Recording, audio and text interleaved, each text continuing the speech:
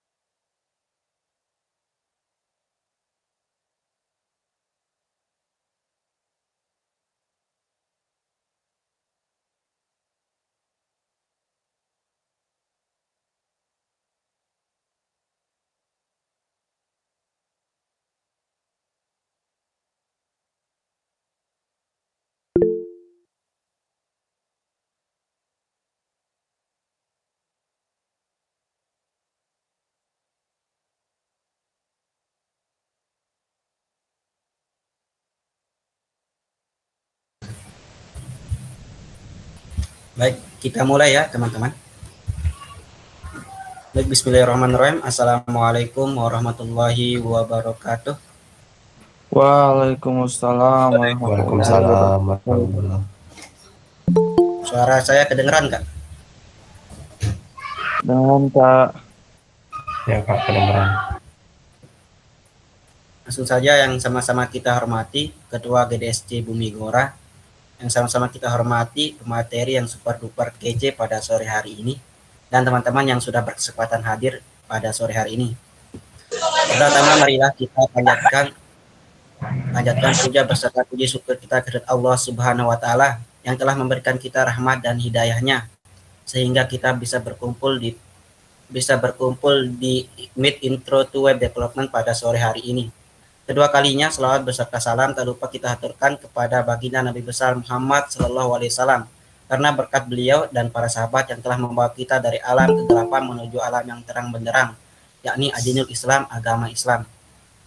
Marilah kita buka acara Intro to Web Development dengan sama-sama melapaskan Al-Basmalah. Bismillahirrahmanirrahim. Terima kasih sebelumnya saya ucapkan kepada teman-teman yang sudah berkesempatan hadir dan sudah meluangkan waktu di acara Intro to Web Development kali ini. Sebelum itu, saya ingin memperkenalkan diri. Perkenalkan, nama saya Herlan Jayadi. Saya akan bertanggung jawab memandu jalan acara Intro to Web Development pada sore hari ini. Jadi saya minta tolong kepada teman-teman sekalian, bila ada yang ingin ditanyakan, bisa klik icon tangan pada Meet dan langsung on mic gitu ya. Karena kita menggunakan sesi praktek, langsung membuat desain sederhana. Jadi kalau ada yang kelewat bisa angkat tangan supaya bisa bersama-sama mengikuti kelas gitu. So langsung saja untuk mempersingkat waktu, kita akan mulai sesi pemateri. Untuk pemateri Kakak Lalu Wahyu dipersilahkan. Oke, cek satu. Kedengeran suara saya teman-teman? Kecil Kak. Ya. Oke, bentar. Cek. Gimana? Udah besar nggak? Sudah Kak, sudah. Ada terang. Udah Kak. Oke, bismillahirrahmanirrahim. Assalamualaikum warahmatullahi wabarakatuh. Waalaikumsalam. Waalaikumsalam. Warahmatullahi wabarakatuh. Waalaikumsalam. Kabarnya? Ya, sehat? Alhamdulillah sehat. Oke. Alhamdulillah Kak, sehat. Oke. Saya izin tes screen ya.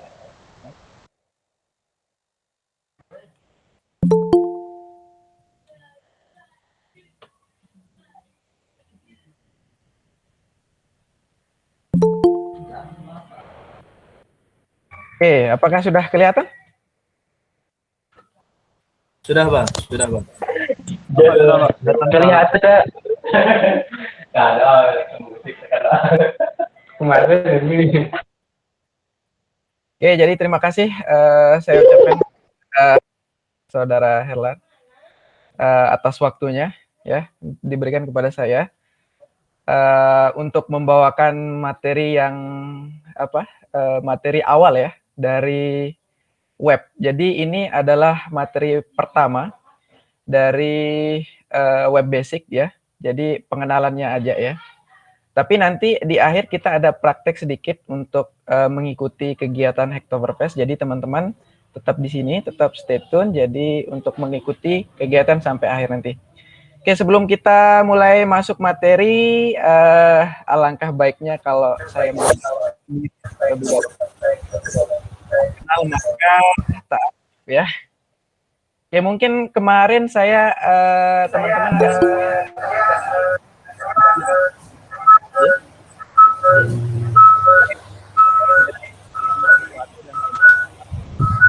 Lupa aku ngasih dia gininya. Perkenalkan, nama saya Lalu Wahyu Saputra. Saya jurusan Teknologi Informasi, sekarang semester 5. Asal saya dari Lombok Timur dan Dompu ya. Jadi asli dari Lombok Timur tapi sekarang tinggal di Dompu. Oke, untuk pekerjaan sekarang lebih fokus ke front end developer dan sekarang bekerja di ADV atau Art Design Vintage. Jika teman-teman mau mengikuti atau sharing-sharing, bisa follow media sosial saya di sini dan akun GitHub saya. Oke, selanjutnya kita masuk saja ke materi tanpa berlama-lama.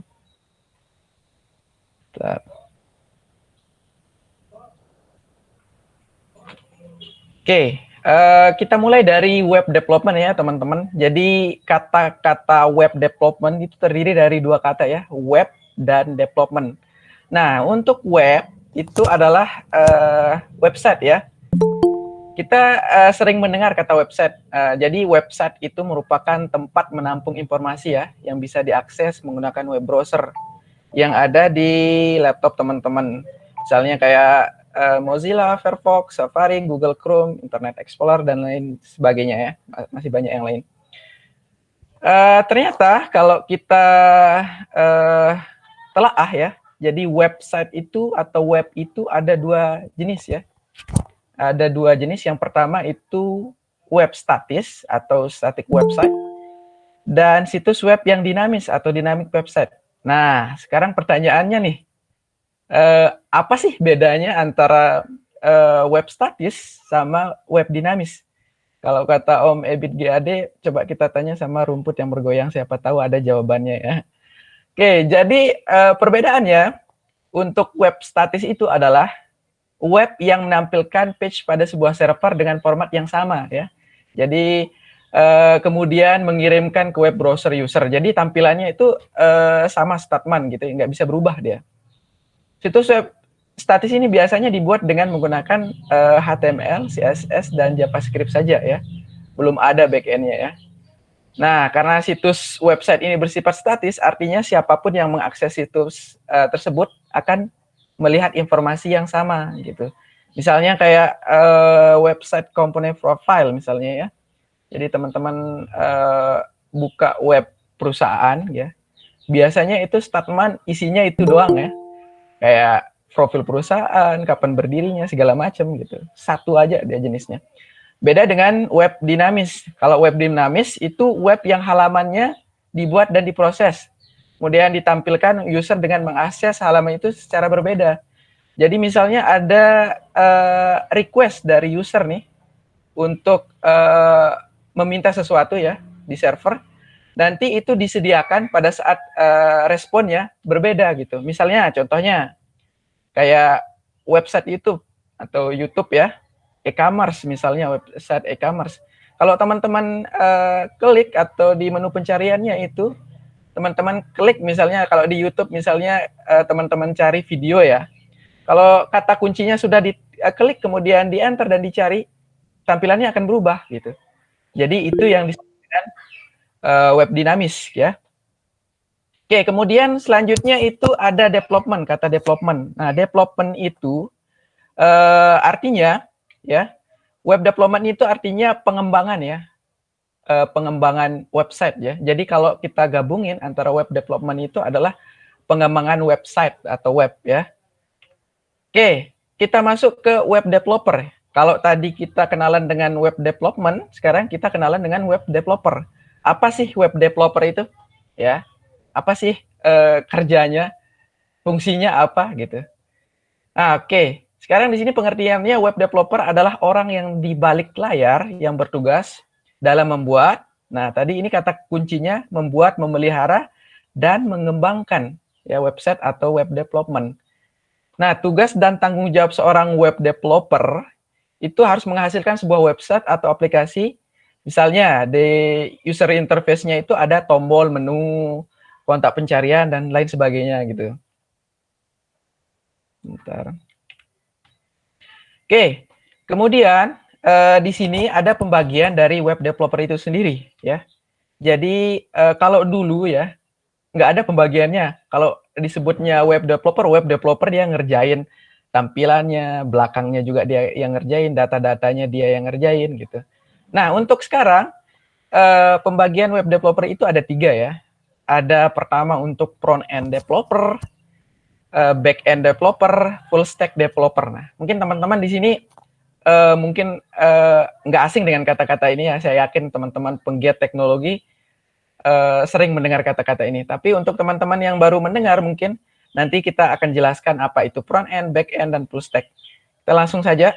Untuk front end developer ya. Jadi secara garis besar front end developer itu adalah orang yang mengerjakan tampilan ya, yang kita lihat di website. Jadi orang yang bertugas di bagian depan tampilannya, yang menghubungkan antara interface dengan user gitu. Tampilan user untuk usernya, dia yang mengerjakan. Contoh hal yang dapat berinteraksi dengan user di halaman situs web adalah tombol yang bisa ditekan, misalnya formulir yang bisa diisi, dan video yang bisa di-pause, dan sebagainya. Oke, sebentar ya.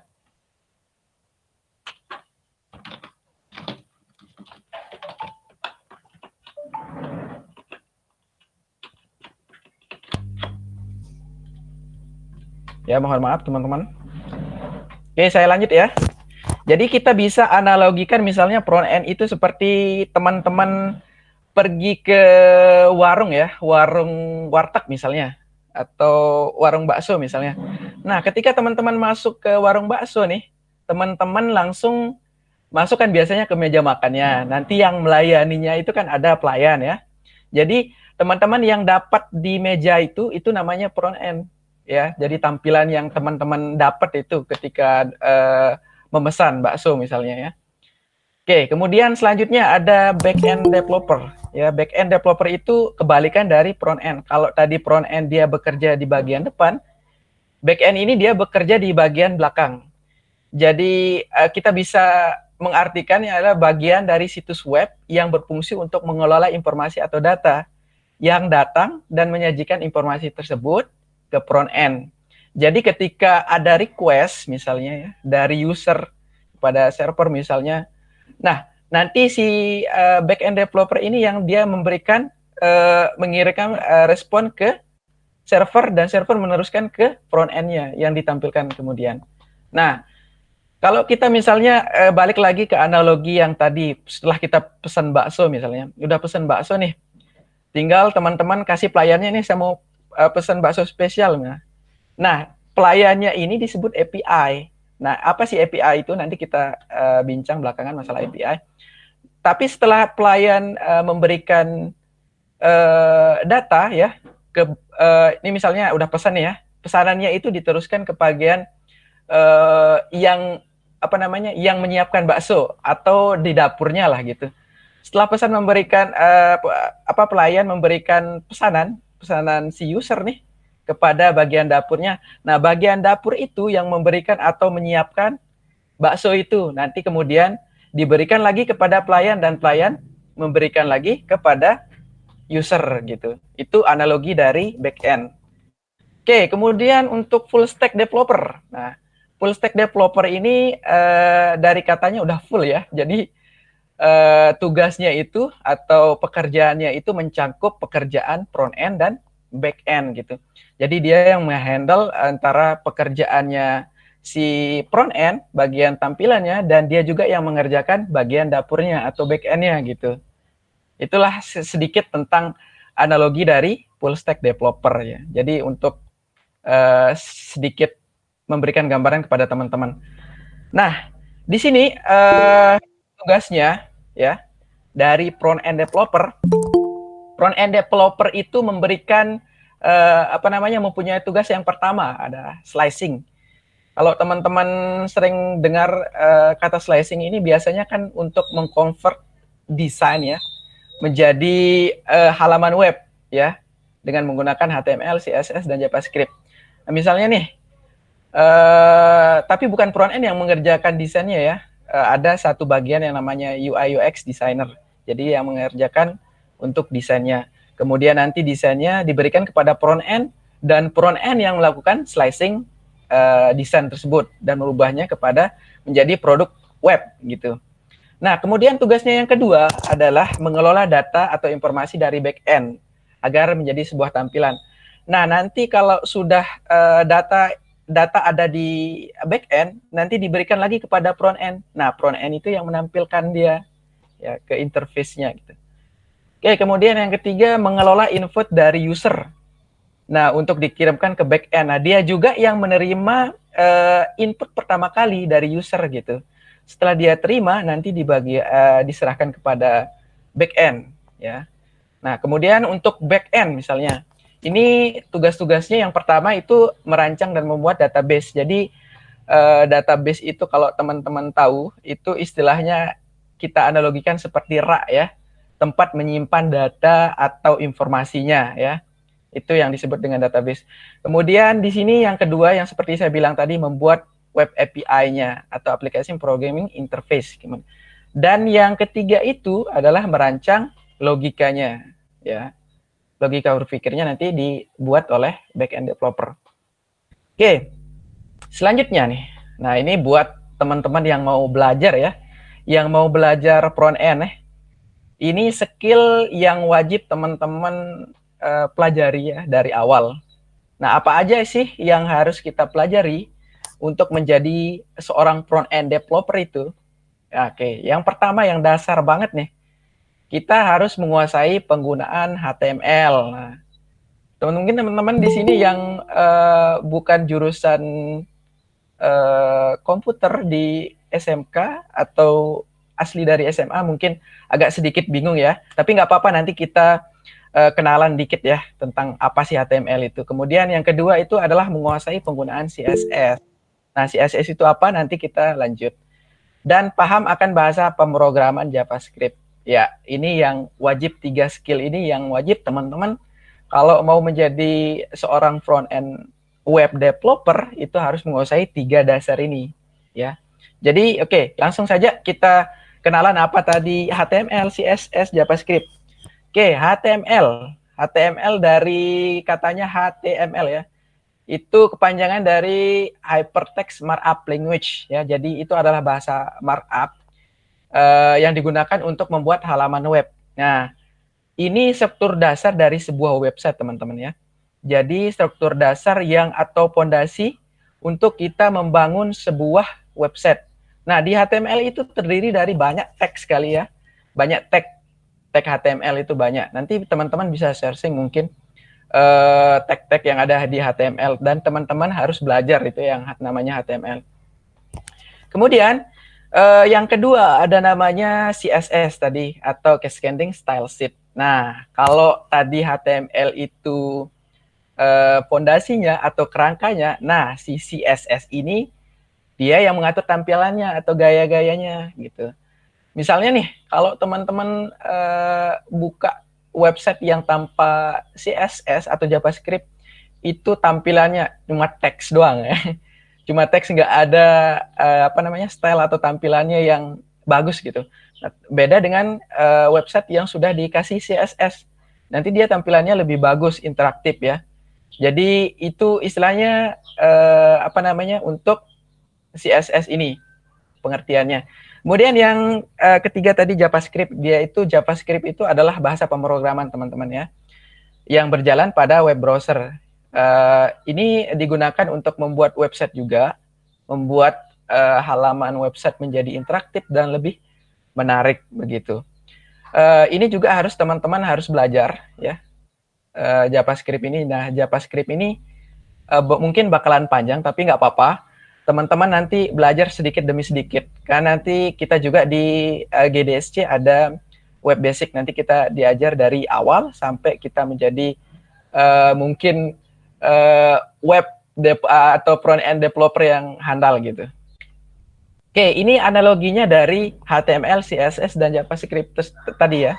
Jadi kalau HTML itu cuma kerangkanya ya, belum ada apa-apanya nanti. Nah, kalau ketika kita tambahin CSS, nah CSS ini yang jadi tampilannya. Dia yang akan merubah tampilannya menjadi lebih menarik. Kalau kita lihat HTML di sini, ya, tampilannya monoton ya. Tapi kalau kita udah kasih CSS, nah CSS-nya itu seperti baju, kemudian ikat pinggang, segala macam dasi, sepatu, akan menjadi lebih menarik. Nah, kemudian kita tambah lagi dengan JavaScript. Nah, JavaScript itu otaknya atau tempat interaktifnya gitu, teman-teman. Jadi dia yang setelah dia tampilannya bagus, gimana caranya kita membuat website itu lebih menarik gitu. Ketika dia misalnya tombol ditekan, apa yang akan terjadi nanti? Misalnya dia muncul pop-up atau alert segala macam ya. Oke, kemudian ini skill tambahan dari front end yang harus dimiliki, yaitu pengetahuan protokol HTTP ya. Jadi ini harus teman-teman juga pelajari. Untuk roadmap-nya bisa teman-teman search di Google ya, untuk roadmap untuk belajar front end dan back end ya. Oke, selanjutnya kita beralih ke back end developer. Oke, skill yang harus dimiliki seorang back end adalah yang pertama menguasai bahasa pemrograman back end. Nah, bahasa pemrograman yang back end seperti yang saya bilang tadi, pertama ada PHP ya, kalau teman-teman udah pernah belajar, ada Java, kemudian JavaScript ya, seperti yang tadi bilang, selain bisa di front end, JavaScript itu juga bisa di back end-nya. Kemudian ada Ruby. Nah, selanjutnya ada manajemen database ya. Teman-teman harus bisa DBMS ya, Database Management System. Nah, yang teman-teman pelajari itu adalah saya kasih rekomendasi itu MySQL sama PostgreSQL. Teman-teman silakan bisa pilih yang mana gitu. Kemudian yang ketiga, menguasai framework backend. Nah, teman-teman mungkin di sini ada kebingungan ya. Kita garis bawahi kata framework ya. Framework. Oke, nanti kita cari apa sih framework itu. Oke, kemudian yang selanjutnya paham API dan penggunaannya ya, seperti yang saya bilang tadi itu, paham API. Kemudian manajemen servernya. Oke. Selanjutnya, nah seperti yang saya bilang tadi itu, apa sih framework? Nah, kita kenalan dulu sih sama si framework ini apa. Oke, kalau kita baca di sini, framework itu adalah sebuah kerangka kerja yang digunakan untuk mengembangkan website ya. Framework ini diciptakan untuk membantu web developer dalam menulis baris kode. Dengan menggunakan framework, penulisan kode akan jauh lebih mudah, cepat, dan terstruktur rapi. Oke, misalnya begini teman-teman, framework itu. Misalnya nih, teman-teman tulis kode misalnya. Tulis kode untuk membuat sebuah satu pages website nih. Tapi kodenya itu panjang sekali, ya. Panjang sekali. Nah, ketika teman-teman pakai framework, ya, teman-teman akan terbantu. Nanti kodenya yang panjang tadi bisa diubah menjadi setengah gitu. Jadi itu yang kegunaannya ya, sedikit gambaran kegunaannya framework itu. Nah, kemudian fungsi framework ya, seperti yang saya sebutkan tadi, yang pertama itu membuat kode program menjadi lebih terstruktur ya. Jadi lebih rapi dan lebih bagus gitu. Kemudian yang kedua meningkatkan keamanan. Yang ketiga mempercepat pembuatan website ya, nggak perlu lama-lama, tinggal kita pakai framework-nya itu udah, tinggal kita masukin apa yang mau diubah. Kemudian pemeliharaan dan perawatan website lebih mudah juga. Oke, itu sekilas tentang framework. Nah, sekarang kita kenalan dulu juga sama framework yang ada di front end dan ada di back end gitu.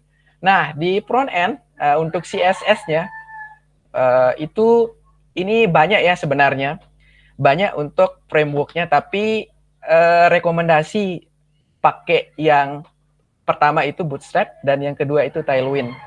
Ya, jadi sebenarnya ada banyak sekali ya framework CSS, tapi di sini saya kasih rekomendasi untuk belajar itu yang Bootstrap sama Tailwind. Kenapa saya kasih rekomendasi ini? Karena mudah dipelajari juga ya, nggak terlalu sulit. Oke, kemudian yang selanjutnya itu framework JavaScript. Nah, untuk framework JavaScript ini, teman-teman ada banyak juga ya, banyak juga frameworknya, tapi saya kasih, mohon maaf double ya, Angular. Saya kasih tiga rekomendasi. Yang pertama Vue.js, yang kedua React.js, dan yang ketiga Angular gitu. Nanti teman-teman bisa search ya, bisa belajar ya tentang framework-nya ini. Tapi saya saran jangan langsung ke framework-nya teman-teman. Teman-teman harus belajar dulu dasarnya. Dasarnya apa? Seperti tadi HTML, CSS, JavaScript. Nah, di JavaScript itu teman-teman pelajari algoritmanya dulu, kesinambungannya kayak gimana gitu. Jadi nggak langsung ke framework ya teman-teman, step by step, sedikit demi sedikit gitu. Tapi jangan langsung loncat. Kadang-kadang programmer junior itu maunya langsung melangkah lebih, misalnya anak tangganya 10, dia langsung dari 1 langsung ke 10 gitu. Jangan seperti itu ya teman-teman. Oke, kemudian untuk framework backend ya. Untuk framework backend yang pertama ada Django. Itu frameworknya untuk Python ya. Ini rekomendasi aja sih dari saya. Kemudian yang kedua itu Laravel untuk PHP. Teman-teman yang udah belajar PHP mungkin ada yang udah belajar. Kemudian yang ketiga untuk JavaScript teman-teman bisa pakai Node.js dan Express.js. Oke. Selanjutnya ada Ruby on Rails untuk Ruby dan Spring Boot untuk Java gitu. Oke. Selanjutnya test stack-nya ini sama seperti framework sih sebenarnya. Rekomendasi aja. Itu merupakan kumpulan teknologi yang bisa mempermudah teman-teman mengkategorisasi kalian seorang full stack web developer. Nah, untuk di sini saya kasih untuk database-nya teman-teman tadi pelajari PostgreSQL dan MongoDB. Kemudian untuk servernya teman-teman bisa pakai Node.js, Express.js lebih mudah, Firebase juga bisa. Untuk webnya teman-teman bisa pakai Node.js, React, Next.js, dan Firebase juga bisa.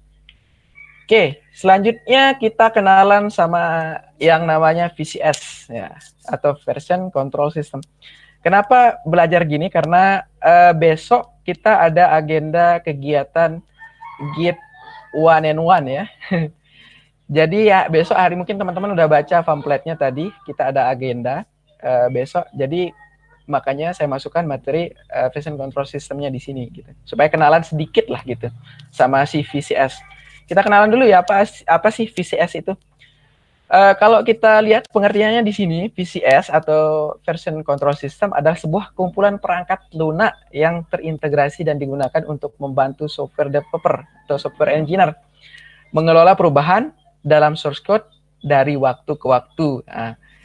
Nah, jenis VCS ini banyak ya, ada 3. Yang pertama ada lokal, centralized, dan distributed. Kemudian contoh dari VCS ini adalah kalau teman-teman udah kenal yang namanya Git ya, itu termasuk VCS ya, sama CVS. Oke, di sini ada platform layanan cloud version control-nya ya, yang sering dipakai oleh web developer ya untuk berkolaborasi. Itu yang pertama GitLab, GitHub, dan Bitbucket ya. Jadi layanan ini menyediakan remote asset ke Git repository. Jadi selain menghosting ya, ternyata platform layanan cloud version control ini juga bisa digunakan untuk menghosting ya. Teman-teman nggak perlu hosting, nggak perlu bayar gitu ya. Teman-teman bisa langsung hosting kode teman-teman yang misalnya nih kode HTML mau saya hosting, mau lihat tampilannya dah. Supaya nggak URL-nya pakai indeks HTML gitu. Oke, tapi dia pakai GitHub ya. Layanan ini menyediakan fitur tambahan yang dirancang untuk membantu mengelola siklus pengembangan software. Nah, fitur-fitur ini tambahan termasuk mengelola pembagian kode antara orang-orang yang berbeda, bit tracking, wikispace, dan alat-alat untuk social coding. Bisa dikatakan GitHub ini atau GitLab dan Bitbucket ini seperti, kalau kita analogikan itu seperti Instagram ya teman-teman. Jadi untuk berhubungan sosial ya dengan orang lain. Nah, kalau di VCS, di platform layanan cloud-nya ini, teman-teman itu bisa kolaborasi ya, berkolaborasi dengan developer lain. Misalnya nih, teman-teman ngerjain project web misalnya, teman-teman adalah front-end-nya, yang satu temannya itu back-end-nya mungkin ya. Nah, nanti teman-teman yang ngerjain front-end-nya dan temannya ngerjain back-end-nya. Nanti kolaborasi, misalnya nih, kerjain back-end-nya dulu dah, atau API-nya ya, API yang dikerjakan pertama kali. Kemudian nanti si front-end-nya yang tambahin dia, nanti teman-teman yang juga yang nambahin file di bagian back-end-nya. Jadi, ketika ada perubahan, itu langsung di-generate langsung dia, ya. Perubahannya apa, siapa yang ya siapa yang merubah ya, siapa yang komit dan siapa yang melakukan perubahannya pada tanggal kapan dia melakukan perubahannya. Jadi kedetek semua itu ya, informasi itu. Oke, kita selanjutnya yang paling penting. Oke, ketika kita mau berperang nih, kita butuh pedang sama perisai ya. Jadi kita butuh di seorang developer itu butuh text editor atau IDE ya. Oke, text editor itu adalah aplikasi yang membantu kita dalam menulis kode ya. Misalnya seperti coding dan Bobo misalnya. Nah, kita bisa analogikan seperti ini teman-teman.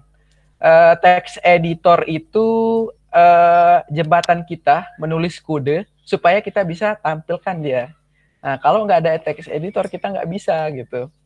Oke, kemudian ada tadi IDE atau Integrated Development Environment. Nah, ini juga sama ya, sama dengan text editor. Banyak aplikasi top notch yang bisa dipakai. Nah, itu termasuk IDE. Kalau teman-teman lihat di IDE-nya itu kayak JetBrains ya, IntelliJ IDEA. Nah, itu juga IDE ya. Nah, contoh text editor dan IDE ini adalah yang pertama nih. Ada Visual Studio Code ya. Ini familiar di kalangan developer ya, teman-teman. VS Code ini. Nah, ini VS Code ini dibuat sama Microsoft ya.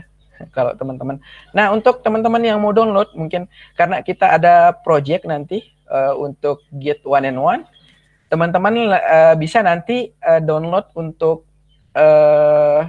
aplikasi VS Code-nya ini, karena kita besok pakai VS Code. Teman-teman bisa kunjungi kode.visualstudio.com ya. Kemudian ada juga JetBrains atau IntelliJ IDEA. Nah, kebanyakan kalau IDE ini biasanya dipakai di bagian mobile developer ya. Keseringannya dipakai di situ. Jadi kalau teman-teman mau belajar mobile nanti bisa download ini di jetbrains.com, IDEA download, oke. Kemudian ada yang terakhir Atom, dibuat sama GitHub tapi sekarang diakuisisi oleh Microsoft. Kalau teman-teman mau download, bisa teman-teman kunjungi link atom.io. Oke. Terlalu panjang mungkin ya. Saya lihat waktu. Oh, masih. Oke, jadi sebelum pertanyaan nih, saya berikan prefer ya untuk Git 1&1-nya. Jadi teman-teman silahkan kita praktik sedikit ya. Teman-teman di sini udah ada text editornya nggak? Teman-teman bisa on mic? Teman-teman udah ada? Udah ada Kak, udah ada. Nggak ada. Pada pakai laptop nggak? Semuanya. Nggak ada Pak. Alhamdulillah Pak. Nggak ada Bang, nggak ada. Ada Kak. Oh. Ada. Koordinator komputer nggak? Visual Studio Code. Punya. Jadi teman-teman itu apa aja? Visual Studio Code sama Android Studio. Visual Oke. Studio Code. Teman-teman yang lain gimana? Udah ada? Bedpin. Studio Code-nya. Kenapa? Oke, nggak apa-apa. Gini aja, nanti saya share di grup official ya untuk kodenya ini. Tapi kita coba dulu di sini ya. Oke, silakan teman-teman buka VS Code-nya. Sebentar Kak. Oke, nggak apa-apa.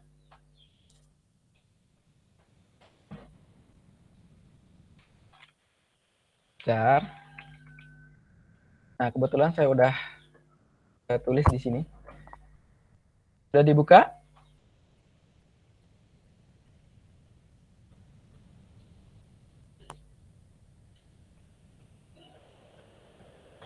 Oke. Udah nggak teman-teman? Belum Kak, belum. Oke, nggak apa-apa.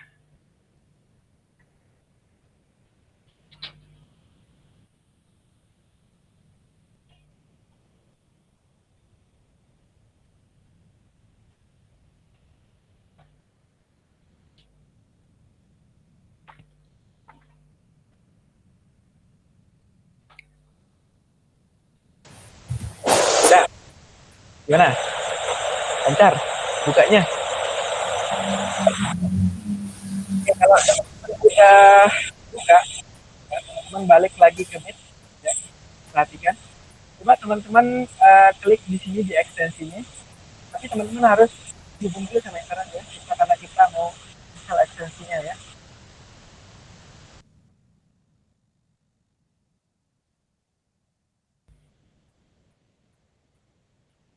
Oke, teman-teman cari di form pencarian sini, teman-teman klik cari auto rename tick.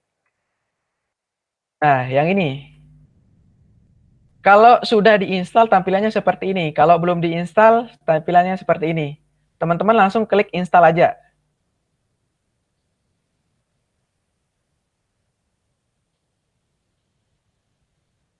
Ya.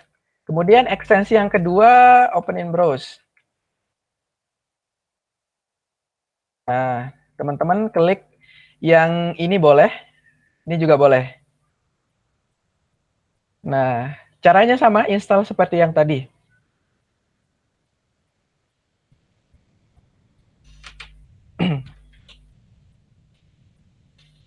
Sudah nggak?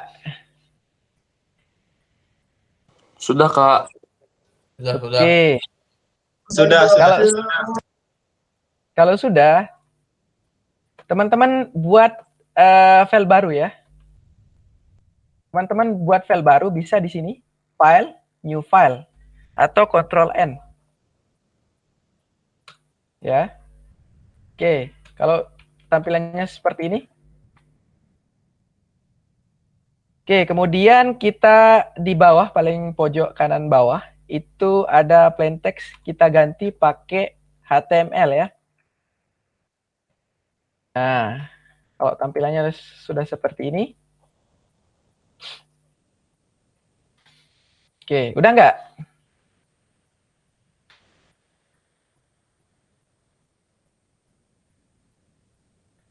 Sudah, Kak, sudah. Oke, sip. Selanjutnya, teman-teman untuk mempersingkat ya pengerjaan HTML-nya itu, tag HTML-nya, teman-teman silahkan klik shift dan tanda seru. Tanda seru itu ada di satu ya. Shift, tanda seru seperti ini. Mohon maaf. Nah, seperti muncul, kalau sudah muncul seperti ini, silakan langsung di enter aja.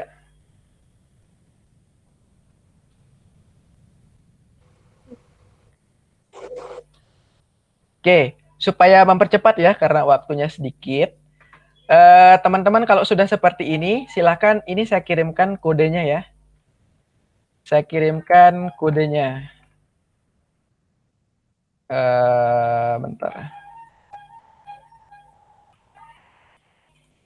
Oke, saya kirimkan di forum chat ya.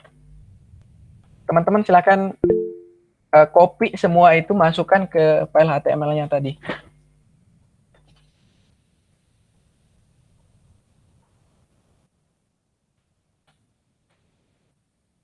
Oke, kalau sudah di copy ya, copy yang sudah di forum tadi itu, teman-teman silakan save ya. Silakan save. Mohon maaf Kak Wahyu. Halo Kak Wahyu. Halo. Halo. Karena yang dikirim di chatmate itu kepotong katanya nih. Ada bagian-bagian yang kepotong. Bisa diketik aja manual langsung. Oke, nggak apa-apa. Kita ketik manual, nggak apa-apa waktunya ya. Oke, silakan untuk title-nya teman-teman bisa ganti ya dengan title apapun ya. Saya ganti belajar pertama dah ya. Oke. Tapi waktunya nih ya. Oke, saya kirimkan div-nya aja ya. Saya kirimkan div-nya aja. Oh, dari sini ya, dari body-nya aja.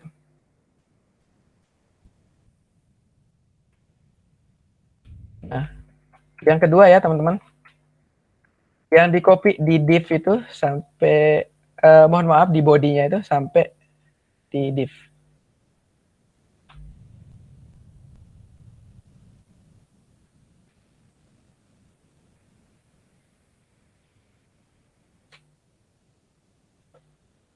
Oke, taruh seperti ini ya teman-teman.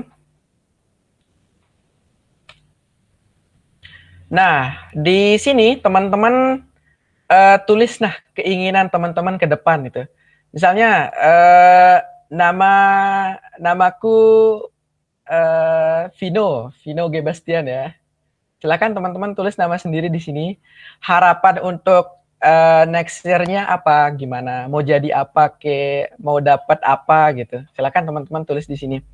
Nah, kenapa teman-teman saya suruh buat seperti ini? Karena besok di kegiatan Git 1&1 itu teman-teman bakal ada belajar tentang Git ya, dari awal pengenalan Git, cara installnya segala macam, cara nge-push, cara nge-full segala macam nanti diajarin di sana.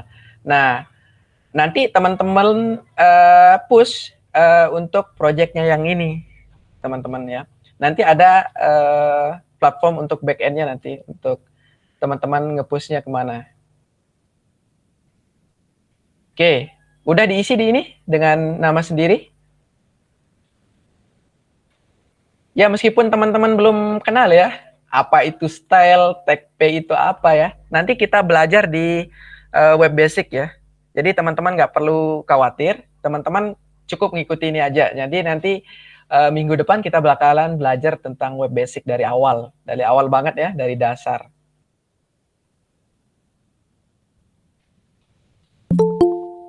Oke, kalau sudah seperti ini jangan lupa di-save ya teman-teman.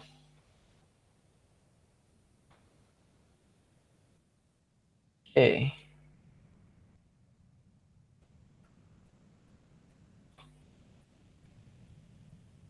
Oke, sudah di-save?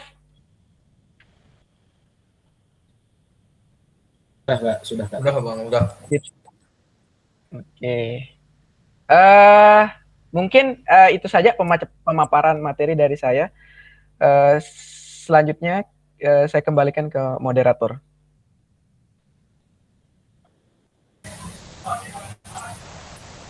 Halo.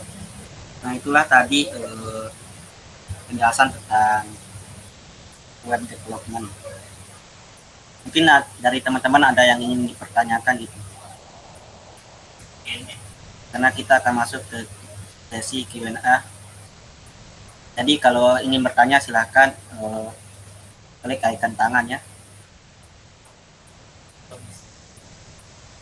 Atau bisa dari chatmet. Tapi sebelum itu karena ada pertanyaan yang masuk dulu ini, Kak Wahyu dari Yusuf, bagaimana cara jadi full stack? Saya baru bisa HTML, CSS. Apakah sudah bisa disebut dengan full stack developer? Mungkin bisa langsung dijawab, Kak Wahyu. Oke, langsung ya. Jadi siapa tadi yang nanya? Yusuf. Yusuf ya, Yusuf. Allah, namanya bagus sekali. Begini ya, Yusuf. Jadi kemampuan yang harus dimiliki seorang full stack itu sudah harus menguasai apa skill dari front end dan back end gitu. Itu baru bisa dikatakan sebagai full stack ya. Jadi kalau teman-teman mau jadi seorang full stack web developer, teman-teman itu harus belajar yang tadi skill-skill yang harus dimiliki itu. Kayak di front end misalnya harus kuasai HTML, CSS, JavaScript ya. Kemudian di back end-nya harus menguasai bahasa pemrograman back end, framework-nya harus kuasai, harus kenal itu API apa gitu, server itu apa gitu. Jadi tapi nggak apa-apa teman-teman, saya kasih saran jangan menyerah ya menjadi seorang apa yang menjadi keinginan teman-teman semua, karena kalau kita komitmen dan kita terus belajar, insya Allah jadi ya. Jadi kalau kita misalnya ini pengennya jadi full stack ya, pengennya jadi full stack developer tapi tidak dibarengi dengan komitmen dan keinginan yang kuat, itu sulit ya. Jadi belajar itu pertama kita harus luruskan niat dulu gitu. Harus luruskan niat, kemudian fokus sama apa tujuannya gitu. Misalnya mau jadi front end full stack ya, teman-teman belajar Yusuf atau Yusuf tadi belajar dari dasar dulu, nggak apa-apa cuma bisanya HTML, CSS, nggak apa-apa. Saya juga gitu dulu ya, agak minder karena di kelas tuh banyak sekali yang luar biasa ya, luar biasa hebat. Tapi nggak apa-apa. Itu menjadi sebuah acuan teman-teman. Wah, dia bisa, kenapa kita nggak bisa gitu.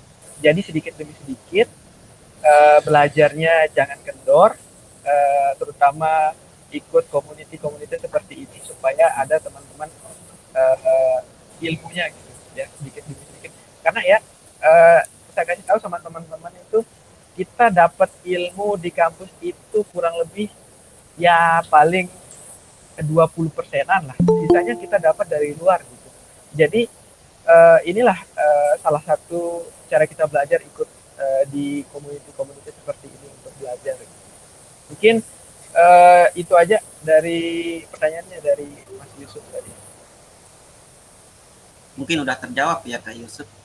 Kemudian nih dari Kakak Kusuma Ningrat, alur belajar roadmap untuk jadi full stack yang ideal itu gimana gitu?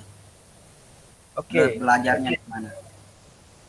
Ini sebenarnya yang ini, waduh, ini udah master sebenarnya ini ya. Kalau teman-teman ini kenalan ya sedikit sama Kak Kusuma Ningrat, dia ini DevOps ya. Jadi oke, tapi nggak apa-apa, saya jawab pertanyaannya dari Kak Kusuma. Jadi untuk roadmap belajar sebagai full stack itu sebenarnya sama ya, sama. Kita dari awalnya itu belajarnya itu dari framework, framework saya bilang front end dulu ya. Kita belajarnya dari front end dulu. Kita kemudian kalau sudah agak lancar ya, agak lancar, buat dulu untuk portfolio mungkin ya, portfolio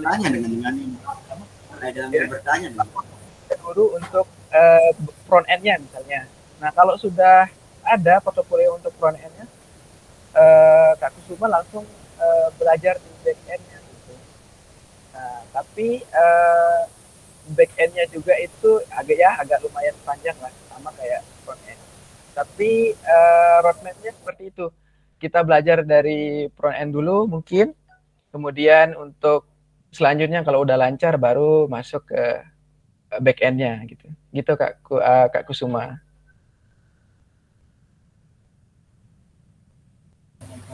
Oke. Udah jelas atau gimana Kak Kusuma? Atau ada yang ingin dipertanyakan lagi? Mungkin udah jelas ya Kak Kusuma. Kemudian ini salah satu dari pertanyaan Ida Bagus. Kak mau minta rekomendasi tempat belajar full stack developer web selain kampus dan komunitas. Oke. Mungkin langsung dijawab sama Kak Wahyu. Pertanyaan bagus sekali nih. Tempat belajar ya, belajar. Seperti yang sudah saya bilang tadi itu, kalau untuk rekomendasi tempat belajar, saya belajar itu di platform yang namanya Udemy ya, kalau teman-teman tahu, dan di coding. Jadi memang nggak ada sih full stack-nya di situ, tapi di Udemy itu ada full stack-nya, teman-teman belajar. Tapi ya kalau untuk berbahasa Indonesia itu bisa saya bilang nggak ada sih untuk full stack-nya. Tapi kalau untuk full stack, belajar full stack yang berbahasa Inggris itu banyak gitu. Teman-teman bisa buka platformnya di udemy.com, terus kemudian nanti cari full stack ya, full stack. Dan ini ada rekomendasi sedikit ya, ada rekomendasi sedikit kalau teman-teman mau belajar full stack, teman-teman bisa join di Kampus Merdeka ya, Next Batch. Soalnya di situ ada mitra yang menyediakan untuk belajar full stack web ya.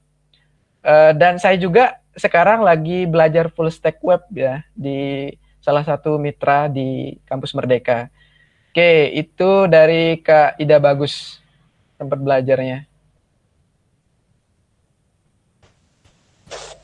Nah, gimana nih Kak Ida Bagus? Apakah udah jelas atau ada pertanyaan lainnya gitu, Kak Ida Bagus?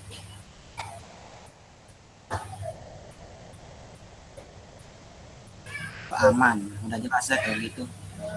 Nah, mungkin ada pertanyaan lain dari teman-teman sekalian. Mungkin bisa angkat tangan ya, atau langsung on mic gitu untuk bertanya.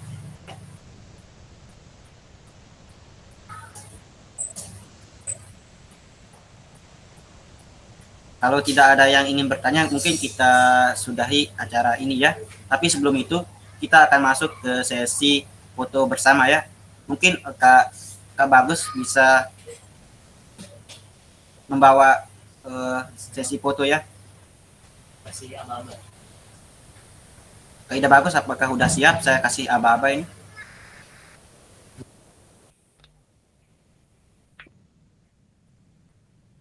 Dua kali gaya, oke.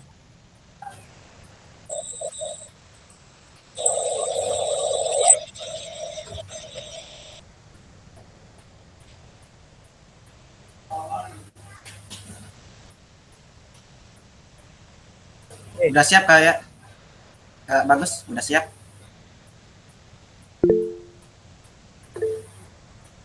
Ya, ada yang Halo, kenapa Kak Zamri? Apakah ada yang ingin dipertanyakan Kak Zamri? Iya, salah tekan, sorry. oh, ya. Gimana Kak Bagus? Udah siap nggak tuh?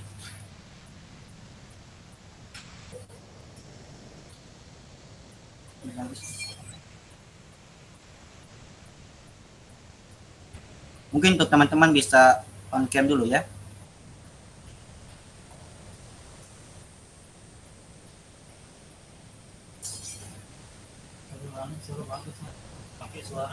Gus, halo Gus. Bisa kasih apa Gus?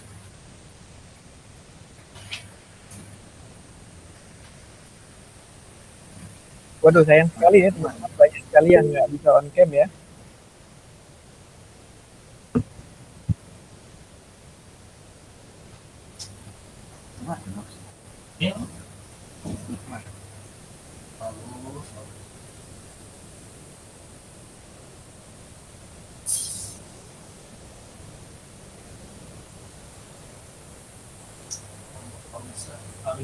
Bentar ya.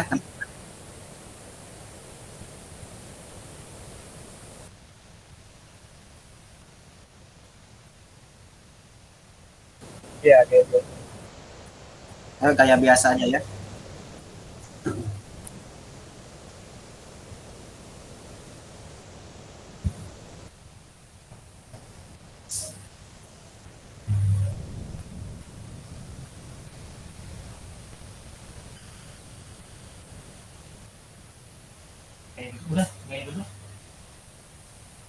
Udah Pak, Kak Bagus.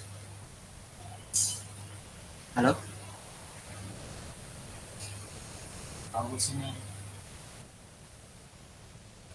Lagi sekali. Gaya DSC ya.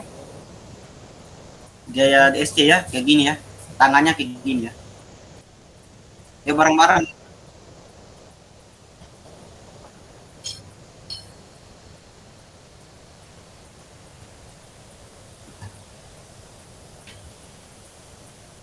Mungkin itu saja ya teman-teman untuk intro to web development pada sore hari ini. Saya sangat-sangat berterima kasih kepada teman-teman yang sudah berkesempatan hadir pada sore hari ini. Langsung saja kita tutup dengan sama-sama melafazkan Alhamdulillah. Alhamdulillah. Alhamdulillah, alamin. Dan terima kasih. Alhamdulillah. Terima kasih Kak. Wassalamualaikum warahmatullahi wabarakatuh. Terima kasih Kak. Waalaikumsalam.